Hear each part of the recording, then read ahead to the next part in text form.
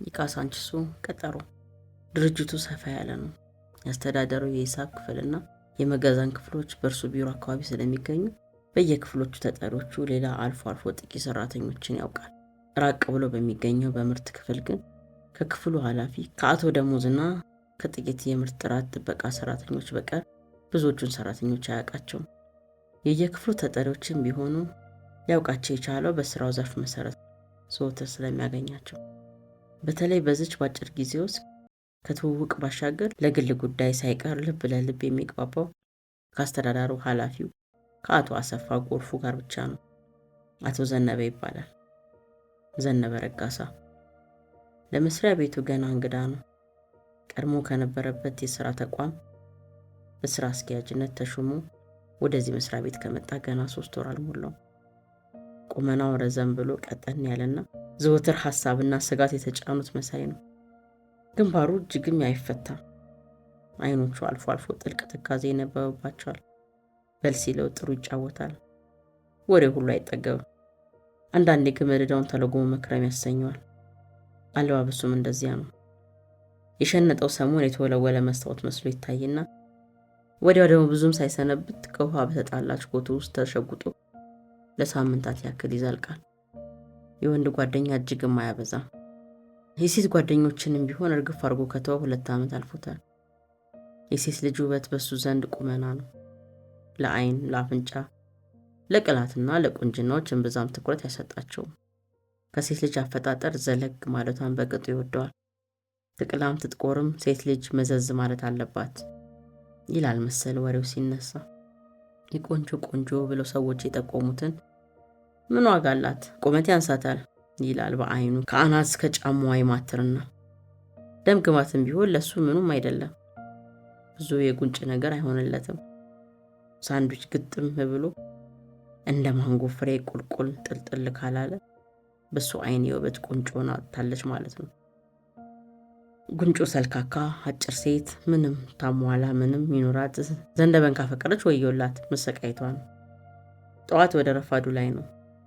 እንደ ወትሮ ቢሮ ውስጥ አድረው የሱን ፊርማ የሚጠባበቁ ልዩ ልዩ መዛግብትና ደብዳቤዎች ሲያገላብጥ ያረፍድና ወደ 4 ሰዓት ገደማ አንዲት ከሽንጧ ረዘም ያለች ፖስታ ከጠረጴዛው በስተግራ ጠርዙ ላይ ተቀምጣ አንስቶ አድራሻዋን ማንበብ ጀመረው። ኦ ማይ ጉድነስ አለ። ከሳምንት በፊት ከዋናው መስሪያ ቤት የተላከች ደብዳቤ መሆኗን ሲያረጋግጥ ለእድገት የሚበቁ የምስጉን ሰራተኞች ስም ዝርዝር ከስራ ልምዳቸውና ከትምህርት ደረጃቸው መግለጫ ጋር ተያይዞ እንዲላክ የሚል እንደነበር የደብዳቤውን መልእክት ከ7 ቀን በፊት አንብቦታል። ፖስታዋን ከጠረጴዛዋ መሳቢያ ውስጥ ጨምሮ በደወል ጥሪ ጸሐፊዋን ማህደርን ይጠራታል። ማህደር አፍታም ሳትቆይ የቢሮውን በር ከፍታ ገባች። ማነሽ ማህደር? ያ የምስጉን ሰራተኞች የአገልግሎት ዘመን የትምህርት ደረጃ የሚገልጸውን የስም ዝርዝር ሰነድ ተዘጋጅቶ አላለቀም እንዴ ብሎ ጠየቃት። አዎ አልቋል። ከአስተዳደር ክፍል የመጣልኝ ገና ትናንትና በመሆኑ ነው እስካሁን ሊቆይ የቻለው። ቆይ ላምጣው ብላ ከቢሮ ወጣች። ከቢሮ ወጣ እንዳለች የስልክ ጥሪ ተከትሎ አቃጨለ። ሃሎ አለ አቶ ዘነበ ስልኩን የመነጋገሪያ እጀታውን አንስቶ። አቶ ዘነበ ሆኖት የሚል ቀልጣፋ ድምፅ በጆሮ ጥልቅ አለ። አዎ ነኝ። እንደምን አለ ዘነበ? ክብረአብ ነኝ ከዋና መስሪያ ቤት። ኦ ጤና ይስጥልኝ አቶ ክብረአብ። የበኩሉን ሰላምታ ከአክብሮት ካንጎደጎደ በኋላ ዘነበ በመዝገቡ ቁጥር 2439/77 የተጻፈውን የደሞዝ እድገት የምስጉን ሰራተኞችን የግልጋሎት ዘመንና የሥራ ልምድ በተደራጀ ሰነድ የሚጠይቅ ደብዳቤ አልደረሳችሁም እንዴ? ደርሶናል። ሰነዱንም አጠናክረን ወደ መጨረሻው ላይ ነን። ታዲያ መቼ ልትልኩልን ነው እስካሁን ያላጠናቀቃችሁት? ከሰሞኑ ከ3 ከ4 ቀን በኋላ እንልከዋለን። ኦልሬዲ አልቋል እኮ። ደህና። ከእንግዲህ ወዲያ ከሳምንት በኋላ ዘግይቶ ቢደርሰን ለኛ ስራ አስቸጋሪ ከመሆኑ በላይ ለሰራተኞቹ ሊሰጥ የታቀደው የደሞዝና የሥራ እድገት ዋጋ ያጣል። ይህ ደግሞ ኃላፊነት ያንተ ስለሆነ ተጠያቂ ያደርግሃልና ቸልታ እንዳይኖር አለ አቶ ክብረአብ ቆምጨጭ ባለ የማስጠንቀቂያ አይነት አነጋገር። ዘነበ ሽታውን ለመግለጽ አይኖቹን ሰለምለም አድርጎ አሳዘኝ የፊቱን ቆዳ በመሸብሸብ ደህና ግድ የለም እንዳለ ማህደር የሰነድ ጥራዝ በግራ እጇ ይዛ ቢሮ ትገባለች። የስልክ ንግግሩ እንዳበቃ ዘነበ ፊቱን ወደ ማህደር ያዞርና እሺ እስቲ አምጪ እባክሽ በተሰላቸ አንደበት ግንባሩን ኮስተርተር አድርጎ የቀኝ እጁን ወደ እሷ በመዘርጋት ማህደር ነጠር በሚል አካሄዷ ወደ ጠረጴዛው በመጠጋት ይሄውና ግን የተጠየቁበትን የትምህርት ደረጃ በምሽትና በተልእኮ ትምህርቶች ያሻሻሉ ሰራተኞች እንዲመዘገቡ ማስረጃቸውንም እንዲያቀርቡ በወጣው የውስጥ ማስታወቂያ መሰረት እስካሁን 17 ሰራተኞች ተመዝግበው ማስረጃውን የሚያቀርቡት 14 ብቻ ናቸው። የተዘጋጀውን ጥራዝ በሰነድ ፊቱ ያቀረበችለት 3 ሰዎች ማስረጃቸውን አላቀረቡም ለማለት ነው? አዎ። ደህና ከእንግዲህ ወዲያ ማንም ሰው ምንም አይነት ማስረጃ ቢያመጣ እንዳትቀበይ። ማህደር ዘነበ የነገራትን ትዕዛዝ በሽታ ተቀብላ ከቢሮ እንደወጣች እሷ ቢሮ በር ላይ አንዲት በቁመኗ ዘለግ ዳሪዋ ፈታ ያለች ሰራተኛ ቆማየች። እኔ ነበር የፈለግሽው? አለች ማህደር ከቢሮ በር ላይ ዘና በላይ ቆመችው ረጅም ሴት ሽቀብ በማስተዋል። አዎ የትምህርት ማስረጃ ላደርስ ነበር የመጣሁት። እስከ ዛሬ ቆይተሽ ነው? አዝናለሁ፣ ጊዜው አልቋል። እባክሽ የኔ እንኳን አይደለም። ልጅቷ የወሊድ ፍቃድ ላይ ስለከረመች ገና ከትላንት ወዲያ ነው ስራ ስትቀጥል ማስረጃ የማስፈለጉን የሰማችሁ። ታዲያ እሷ ስራ ከቀጠለች አንቺ ምን መልእክተኛ ነሽ? እሷ አስቸኳይ ስራ ስለታዘዘች የክፍሉ ኃላፊ ልኮኝ ነው እኔ የመጣሁት። አየሽ እኔ ካሁን በኋላ ምን ማስረጃ እንዳልቀበል ስለታዘዝኩ ምንም ልረዳሽ አልችልም። ራሳችሁ ናችሁ ትንጓተቱ ሁሌ ድላችሁ የምታበላችሁ። ሶሪ አዝናለሁ። ማህደር በእንግዳይቱ መልእክተኝነት ላይ ከንፈሯን መጣ። ዝንፍልፍል ገላዋን በሚያነጥር አካሄድ እየተውረገረገች ወደ ቢሮ ገባች። ስራ አስኪያጁን ገብቼ ልለምናቸው፣ ምናልባት ችግሩን ተረድተው ቢቀበሉኝ አለች መልእክተኛዋ። ተስፋ ሳትቆርጥ ወደ ማህደር ቢሮ አንገቷን ገባ አድርጋ ማህደር በማቋማት አይን አንገቷን ግራና ቀኝ ዘንበል ቀና አድርጋ መግባት እንኳን አይቻልም ነበር፣ እሺ ካሉሽ ሞክሪ አለቻት ቁጡ ግንባሯን ፈታ ያደረገች። መልእክተኛዋ 2-3 እርምጃ ተራምዳ እንደ መፍራትም እንደ መድፈርም እየፈራች እየተባች የስራ አስኪያጁን ቢሮ አንኳኩታ ከፍታ ገባች። አቶ ዘነበ የበሩን መክፈት ሲሰማ ባለ ጉዳይ ለማናገር ቀናም አላለ። መልእክተኛይቱ ግን በአንድ በኩል ልቧ እየፈራ በሌላም እሺ ወይም እምቢ ነው ሌላ ምን ይመጣል በሚል ውስጣዊ ስሜት ራሷን እየገፋፋች ቀና ብሎ እስከሚያናገራት ጠበቀችው።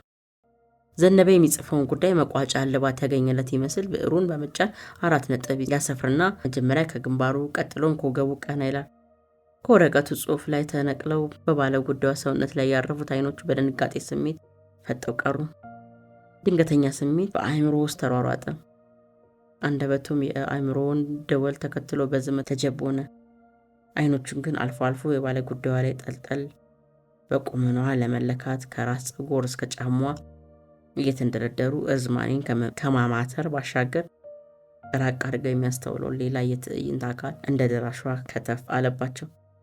ኢስዊቱን ለምለምን አነጋገራት። የለምለም ጠንበለል ሰውነት በመቃብር ውስጥ በብዙ ሺህ የምስጥ ሰራዊት ታኝኮ እርቃና አጽሟን አፈትልካ ከመቃብር ስትወጣ አይነ ህሊናው ታየችው። ከአይምሮ እይታ ውስጥ እየተሯሯጠች ስትሮጥ ሲከተላት ተመልሳ ከወጣችበት መቃብር ውስጥ ስትገባ ተስፋም አልቆረጠም። በሐሳብ የመቃብሯን ሐውልት ሰርስሮ ገባ። አጽመ ገጿ ዳግም አፈትልኮ ከመቃብር ሲወጣ ሲከተላት ሲል ምስጦቹ እግሩን ሲጎትቱት እመር ብሎ ወጥቶ ሲያሳድዳት ሮጣ ቢሮ ውስጥ ግትር ስትል ሁሉም በአይነ ህሊናው ያዳርስና ቢሮ ውስጥ ወደ ቆመችው ባለ ጉዳይ ልቦናውን ይሰበስባል። ዘነበ ለዚህ ሁሉ የቅዠት ዓለም ያበቃው ቢሮ ውስጥ ያያት ባለ ጉዳይ ከሟች ፍቅረኛው ከለምለም ስብሐት ጋር መመሳሰሏ ነበር። ደጋግሞ አስተዋላት። ቁርጥ አንድ ሆኑበት። በተለይ ቁመኗ፣ የጉንጮቿ ውበት ለምለም የምስል አሻሯ መተኪያ ሆና ታየው። አይኖቹን ጨፍኖ በሁለት እጆቹ ፊቱን ካሻሸ በኋላ ምን ነበር ጉዳይሽ? አምጪ እስኪ እሱን ወረቀት አለ። መደናገጧን አይቶ እንዳትፈራ ፈገግ በማለት ከጆ የተቀበለው ወረቀት የትምህርት ማስረጃ መሆኑን እንዳረጋገጠ መልካም ጊዜው እንኳን አልፎ ነበር፣ እስቲ እኔም እንደሚሆን አረጋዋለሁ። ለመሆኑ የት ክፍል ነው የምትሰሪው ሲል ጠየቃት። ዘና ባለ አነጋገር ፈገግ ብሎ ምርጥ ክፍል አለችው።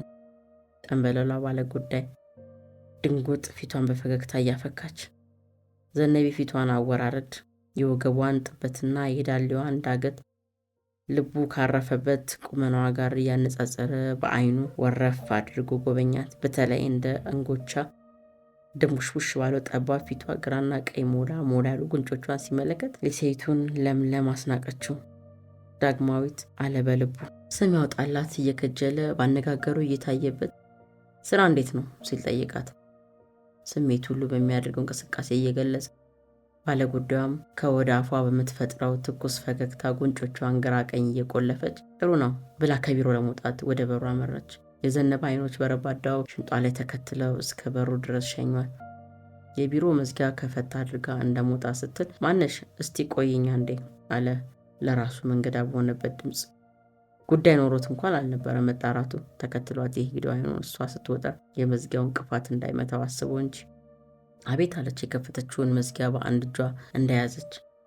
ለመሆኑ ራስሽ ነሽ አይደል አለ ስሟን መጠየቁ ነበር ከትምህርት ማስረጃ ወረቀት ላይ አይታርጎ። አሁን አለች ፈገግ ስትል ፍርጥም ከሚሉ ጉንጮቿ አንዱ ወደ እሱ ዞር በማድረግ መልካም አትጥፊ እንግዲህ አለ እሱም የይድረስ የተስ ፈገግታውን ጆሮ ድረስ እያስነካው። ዘነበ እንግዳይቱን ጠንበለል ከሸኘ በኋላ ለግማሽ ሰዓት ያክል ከስሜት ከፍቅር ከትዝታ ከተስፋ ጋር ሲመካከር ይቆይና ሟችቷን ለምለምን ስብሃት በስራሽ ሀጎስ ለመተካት ወስኖ ውሳኔውን በቁርጠኝነት ዝግጅት ያጸድቀዋል።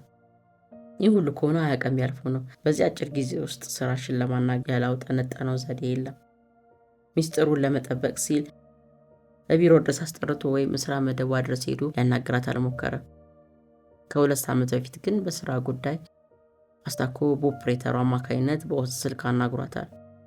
እንዲያውም በእድገት ሪፖርት ውስጥ በቀደም ከታጩት ምስጉኖቹ የሰራተኞች ቁማ ስሟን የበላይ መስሪያ ቤት እንዳስተላለፈው የነገራት የቤት ስልክ ማድራሻዋንም የተቀበላት ያኔ ነው። ሀለው አለ የደሞዝና የስራ እድገት ለድርጅቱ ሰራተኞች በደረሰ በሳምንቱ። ስራሽ ከጎረቤት ጠርታ ተቀረበች። እንኳን ደስ ያለሽ አላት በተፍታፋ አነጋገር። በአምላክህ አዲሱ የሥራ መደብ ተስማማሽ? ምንም አይልም እንደለመድኩት ነው። ያኔ ስትነግረኝ እኮ አላመንኩም ነበር። መቼ ምስጋና የላቀ ነው። ምን እባክሽ ዛሬ ጊዜ ለሰው ውለታ መፈጸም ራስችን እንደ መቅበር ሆኗል። እንዴት? አይ በስልክ አውርቼ ጨርሰዋለሁ ብለሽ ነው? ባይሆን ቀጠሮ ወስደን ብንነጋገር ሳይሻል አይቀርም። ይሻላል? አዎ ሌላ ብዙ የማነጋገርሽ ቁም ነገር ስላለ መገናኘቱ ደህና መሰለኝ። ጥሩ ግን መቼ? ቅዳሜ አይመችሽም? የመቼው ቅዳሜ? አሁን የፊታችን ቅዳሜ። ቦታውስ? ለምን የገበያ አዳራሹ ጋር ማለትም ሱፐርማርኬቱ ጋር አልጠብቅሽም? ብዙ ይርቅሻል እንዴ ከሰፈርሽ? የት አካባቢ ነው ያለሽው? ያለሁት እንኳን ባምቢስ ከምስራቅ ገበያ ወረድ ብሎ ነው። ብዙም አይርቀኝ እመጣለሁ። ግን በስንት ሰዓት? 8 ሰዓት ላይ አይመችሽም? ከስራ በ6 ሰዓት ወጥቼ ቤት ደርሼ ምሳ በልቼ እስክመጣ ለ8 ሰዓት ቀጠሮ ለመድረስ በቂ ጊዜ አይኖረኝም። እንግዲያው 9 ሰዓት ላይ እናድርገዋ። ደህና ይሁን። አደራ እንዳትቀሪ። ግድ የለም ብቻ ሰዓት ይከበር። አይዞሽ ለሷ አትዝጊ። ኦኬ እሺ በል ቻው። ቻው ደህና ቆይኝ። ዘነበ ስልኩን ጨርሶ ስልኩን እንደዘጋ የቅዳሜውን ፕሮግራም ማብሰልሰል ጀመረ። እንቡጥ ፍቅሩን የጎመራ ተስፋን አብርቶለት በዚያ ውስጥ የስራሽ ቁመና እየተመዘዘ ከሽንጦ ላይ ሲጠመጠም በጎመዣ ህሊና አሻግሮ አስተዋለው። ሞላ ያሉ ጉንጮቿን የፊቱ አወራረድ ግራና ቀኝ ደግፈውት ከመሃል ትኩሳትን ፈገግታዋን እያበራ ሲደምቅ ነገረ ስራዋ በሐሳብ ዘገን አድርጎ በምኞት አላመጠው። ከለምለም ሞት ወዲህ የሸሸው የትዳር ፍላጎትም እንደገና ተቀጣጥሎ ማለፊያ የጋብቻ ውል በልብ ውስጥ ስሩን ተከለበት። ቅዳሜ በቀጠሮ ሰዓት መኪናውን እየነዳ ጉዞን ወደ ካሳንቺስ አመራ። ከመገናኛው ስፍራ ራቅ ብሎ መኪናውን ካቆመ በኋላ አሻግሮ የሱፐርማርኬት አቅራቢያ በአይኑ ያስስ ገባ። ከመገናኛው ስፍራ ራቅ ብሎ መኪናውን ካቆመ በኋላ አሻግሮ የሱፐርማርኬቱን አቅራቢያ በአይኑ ያስስ ገባ። አይኖቹ ተሽቀዳድመው ከአንዲት ወጣት ሴት ላይ አረፈ። አጠር ቀጠን ማለቷን እንደለየ ከታክሲው ተሳፍራ ሄደች። ከሩቅ የሂልተን ሆቴል አጥር ተደግፋ ከቆመች ወፍራም ሴትዮና ወዲህ ወዲያ ከሚተላለፉ መኪኖች በቀር በአካባቢው ጨርሶ የስራሽ ጠንበለል ቁመና ጠፋ። ዳግም አይኖቹን ለፈለጋ ሸኛቸው የለችም። 9 ሰዓት ከ5 ደቂቃ ሆነ። ከስፍራው ዝር የምትል የሚያውቋት ሴት ጠፋች። በልቡ ማቆጥቆጥ የጀመረውም ብሽቀት በብርቱ ትዕግስት አፍኖት መጠባበቁን ቀጠለ። ከሴቶቹም ከወንዶችም ከወጣቶችም ከጎልማሶችም አንዳንድ መንገደኞች አካባቢው ሲያልፉ ወይ ታክሲና አውቶቡስ ከፌርማታው ተሳፍሮ ሲሄዱ አይኖቹ ማረፊያ ከመሆናቸው በቀር የናፈቃት ወጣት አልቀርባለች። ሂያጁም መጪውም ብዙ ሳይቆይ ስፍራውን ይለቃል። ከሂልተን ሆቴል አጥር ስር ቆማ ያያት ሴትዮ ግን አሁንም እንደቆመች ነው። ብዙም ሳይቆይ ከአፍሪካ አዳራሹ በኩል ከሚያወጣው መንገድ ወደ ሱፐር ማርኬት ታጥፋ የመንገዱ ጥግ በመያዝ ወደ እሱ አቅጣጫ የምትመጣ ቀጠን ዘለግ ያለች ወጣት ብቅ አለች። ደፋር አይኖቹ ተወንጭፈው ጉብ አሉባት። ወዲያ ኡፍ ስቱፒድ አለ። 15 ደቂቃ ሙሉ ጠብቆ ገና አሁንም ብቅ ባለማለቷ ሽቅብ የወጣ ቁመናዋን አሻግሮ በአይን ማተረው። ከሩቅ መልኳን አይቶ ሊላይ ግን ጨርሶ አልቻለም። ጉጉቱ ባሰበት። አንገቷን ደፋ አድርጋ ጥቁር ቆዳ ጃኬት ካናቷ ላይ ጣል አድርጋ ነበር የምትራመደው። ፀሐይ እንዳይመታት መሆኑ ገባው። የቁመናው ነገር ግን አሁንም አይኑ ላይ ይምዘገዘጋል። ወደ እሱ አቅጣጫ እየተራመደች አጠገቡ ስትደርስ አንድ 40 ሜትር ያህል ሲቀራት የዳሌዋ ስፋት ቀድሞ ከሚያውቀው ምስል አልይዝልህ አለው። መዘዝ ያለ ቁመናውን የሚያውቀው አይነት ቢሆንም የደም ገንቦ መሳይ ጉንጮቿ ግን በቦታቸው የሉም። አይ ከአይኔ ይሆናል አለና ባውራ ጣቱ አይኖቹን ያሻሸ። ዳግም ጥርጣሬው ቢነርበት ለአንድ ደቂቃ አይደል ቢሮ የመተያየዋል። ከዚህ ወዲያ በስልክ እንጂ በአካል መች ተገናኝተን እናውቃለን አለ ራሱን በራሱ በመጠየቅ። ከአይኔ ነው የሚለው መጽናኛ ሊያጠናክር በቀረበችው ቁጥር ግን ጨርሶ የማያውቃት እንደሆነች ራመድ ቀና የምትለው 2-3 ተራምዳ ስለነበር ፊቷን አተኩሮ ለማየት አልተመቸውም። ወደ እሱ ስትቀርብ አፍጥጦ ተመለከታት። የቀጠራት ጉንጯ ቆንጂት ጠንበለል አልነበረችም። ሌላ ጠንበለል የማትነድፍ የምትመስል ብቻ ሆነችበት። ድሮም ይሄ ነው አለ ሲጋራውን አጥቶ እያቀጣጠለ። ከሩቅ አይቷት ያሳሳተው ቁመናዋ ግን በጎን አልፎ ሄደ። በልቡ ለአንዴም ለሁሌም አለና አሻግሮ ወደ ቀጠሮ ማዕከል አይኖቹን ወረወረ። የናፈቃት ወጣት ግን ጨርሶ የውሃ ሽታ ሆነችበት። ከሱፐር ማርኬት ፊት ለፊት ከመንገዱ በስቲያ የሂልተን ሆቴል የአጥር ግድግዳ ተደግፋ የቆመች ወፍራም ሴት ግን ለአይን ማረፊያ እንደሰቀሉት ፎቶግራፍ ከቦታው አልጠፋለች። ንዴት መላ ሰውነቱን እያንዘፈዘፈው መኪናውን አስነስቶ ወደ ሱፐር ማርኬት በዝግታ መጠጋት ጀመረ። አይኖቹ ከየአቅጣጫው የሚመጡ ሰዎች እየፈተሸ ዘነበ የሚል ድምፅ በስተግራ በኩል ባለው ግድግዳ ስር ተሰማው። መኪናውን ቆም አድርጎ ከአንገቱ ዘወር ሲል ከ9 ሰዓት ጀምሮ ቆሞ ያያት ወፍራም ሴት በፈገግታ ጋር ወደ እሱ መምጣት ጀመረች። የት ታውቀኛለች አለ በልቡ። ስትራመድ አንከስ ማለቷን እያስተዋለ ያውቃት እንደሆን ሊያስተውል ሞከረ። ግን ጨርሶ ትዝ አልልህ አለችው። ስራ ሽክል ገጥሟት እስክትመጣ ልትነግረኝ የላከቻት መልእክተኛ ትሆን አለ ግምቱን በጥያቄ እያብላላና ሆዱን ባርባር እያለው። ምነው እባክህ ግማሽ ሰዓት ሆኖ ታስጠብቀኛለህ አለች እጇን ለሰላምታ በመኪናው በመስኮት እየሰደደች።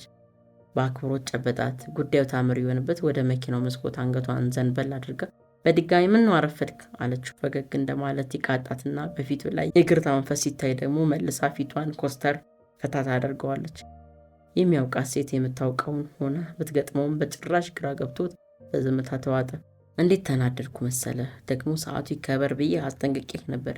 የተቃጠንለት ትዕግስቴን አልቆ ልክ ሊሄድ ስል ነው የመጣው ስትለው ምስቅልቅል ተአምር በህሊናው ተወራጨበት። ማንሽ አንቺ አለ እንዴ በመገረም እንደ መሳቅ እንደ መቆጣትም እየቃጣው። እንዴ ማነት የጠፋብህ እንዴ? በእርግጥ ያናገርከኝ በስልክ 2-3 እንደሆነ በመልክ አንተን ላታውቀኝ ትችላለህ። እኔ ግን የመስሪያ ቤታችሁ ኃላፊ ስለሆንክ ከመጣህ ጀምሮ አውቃለሁ። ደግሞም የውለታህ ጉዳይ ስለከበደኝ የምነግርሽ ቁም ነገር አለ ስላልከኝ እንጂ ስለቀጠርከኝ ብቻ የመጣው ሰው አይደለም አለችው ወደ ኋላ እንደ መራመድ እየቃጣት። ምን አስቆጣሽ የኔ እህት? ማንነትሽን አጥቼው እኮ ነው። ካንቺ ያቀጠረልኝ አልመሰለኝም። ታዲያ ምን ፍለጋ መጣህ እዚህ? እኔ ግማሽ ሰዓት ሙሉ ፀሐይ ደሞቅ ነው እዚህ ተገተርኩት። ቀጠሮ የለንም። የምትገርም ወራዳ ነህ ግን። እኔ ማነው ወራዳው? አዎ አንተ ራስህ። የማንሽ ጨምላቃ? ኧረ አንተ ራስህ የማን ጨምላቃ ልክስክስ። ሴትዮ ክብርሽን ጠብቂ።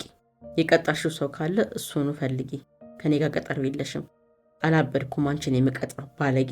ሴትዮዋ በቁጣና በድፍረት ዘነበን ደጋግማ ስትሳደብ በትዕግስት እንደ አሞሌ ጨው እየሟሟ ሄዶ በንዴት መላ ሰውነቱ ተቀጠቀጠ። ባስታር ብሎ ከመኪናው ወርዶ ሊያጋጫት ያስብና በዝብርቅርቅ አፉ በቅልብልብ አፏ ጮኻ የምታዋርደው መሆኑን ሲያስተውል ደግሞ ወዲያው ሐሳቡን ይለውጥና ድንገተኛ እፍረት አእምሮን ቢዘነጥለው የመኪናውን ሞተር አስነስቶ ከውርደት አጋጣሚውን ለመሸሽ ፈለገ። እሱ ሳያውቃት እሷ የምታውቀው መሆኑን ወዲያው ስለከነከነው ማንነቷን ማወቅና የት እንደምታውቀው ማረጋገጡን አላስፈላጊ እንደሆነ እምነት ያድርበታል። ትውውቃችን የት ነው? ምን አለ ስምሽን ብትነግሪኝ? ስሜን አላጣሁም። ያጣኸው ሌላ ነገር ነው። ምንድን ነው ያጣሁት? ያጣሁማ የፈለግከውን ነገር ነው። ፊቱኑ ባይን ብንተዋወቅ ኖሮ ባልተሳሳትክ ነበር። ምንድን ነው ስህተቴ? መች አጣኸውና? አይነግቡ ሆኜ ባታገኘኝ ተቀጥረኝ ነበር። እሺ እንዴ መቼ ነው የተቀጠርነው? ግልጽ አድርገሽ ተናገሪ።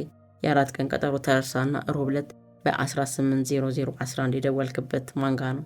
ኦ በእርግጥ በዚያ ቁጥር ስራሽን ሀጎስ የምትባል አውቃለሁ። እሷ ጋር ደውዬ ነበር። ልካሽ ከሆነ መልእክቱን ንገሪኝ። በተረፈ ስለ እሷ ባጠይቅኝ ደህና ነው። ስለ ማን ነው የሚጠይቅ? ስለ ስራሽ። ጉድ እኮ ነው። ምን አለ ባታስቀኝ። ምን የሚያስቅ ነገር አለ? ታውቂያት የለም?